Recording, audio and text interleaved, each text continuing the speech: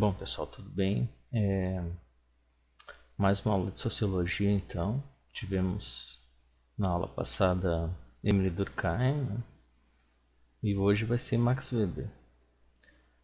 Bom, relembrando um pouquinho Emile Durkheim, porque eu gosto de fazer isso, porque aí a gente compara com o Max Weber e a gente já vê as diferenças, fica mais fácil de vocês guardarem.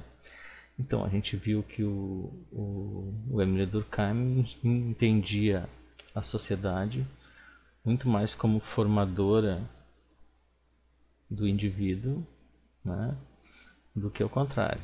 Então, através da educação, da religião, da cultura, dos fatos sociais, que este se impõe ao indivíduo, né, com aquelas três características, né, que a gente viu, né, a coercitividade, a externalidade e eles serem generalizantes, né?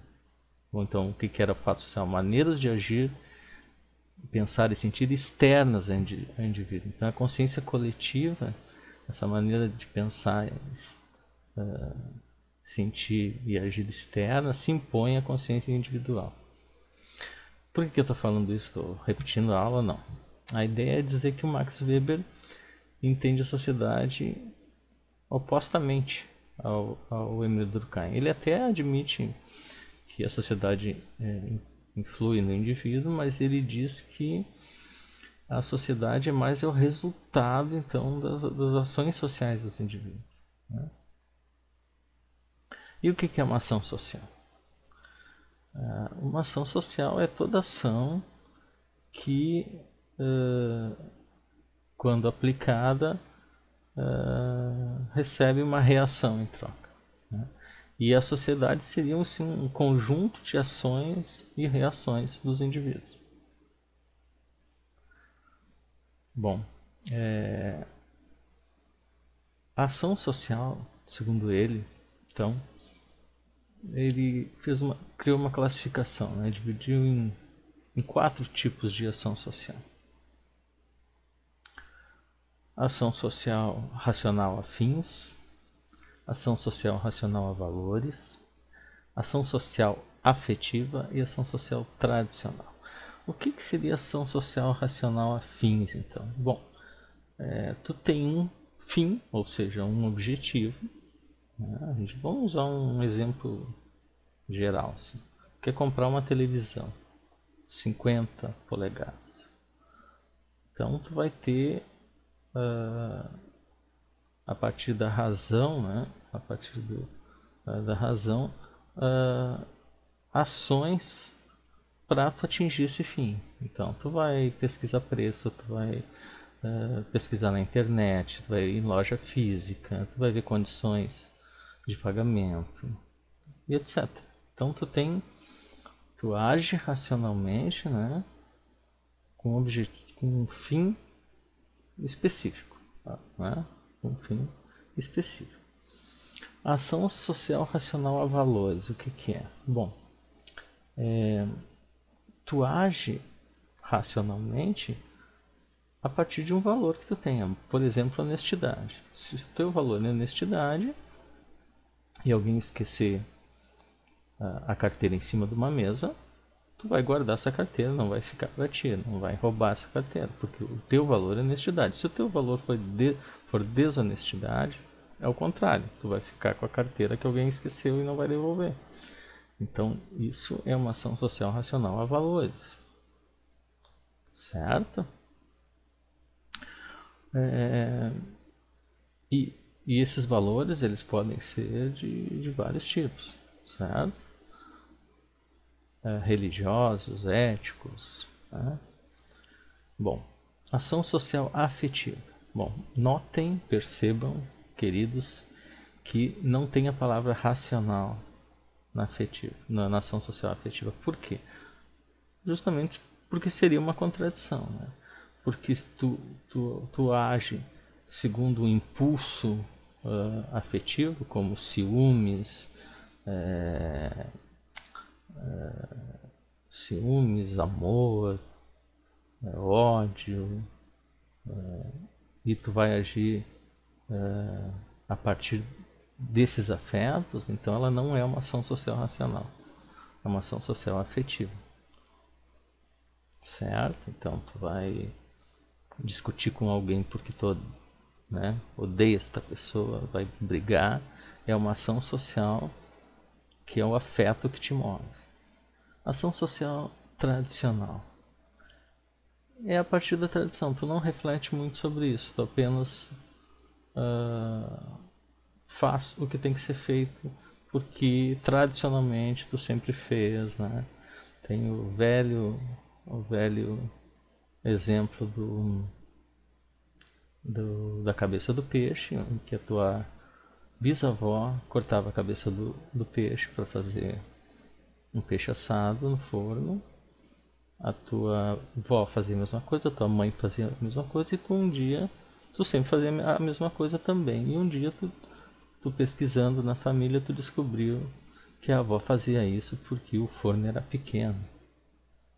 Né? E agora tu tem um forno grande, tu não precisa mais cortar a cabeça do peixe. Né? Então isso é agir segundo a tradição sem refletir se isso tem lógica ou não. Né? Bom, ele também criou tipos ideais. Tipos iguais. O que são tipos ideais? Bom, tipos ideais são modelos, né, caixinhas, digamos assim, em que tu coloca, tu categoriza determinados tipos de pessoas. Né? Vamos dizer assim. Por exemplo, né, no livro Ética Protestante e o Espírito do Capitalismo, ele compara os católicos e os protestantes calvinistas. O que ele diz ali? Ele diz que os católicos, de forma geral, não trabalham para viver apenas, né, e não guardam dinheiro, porque a religião diz que juros é pecado, né, que enriquecer é pecado e que as boas ações seriam o suficiente para os católicos ir para o céu.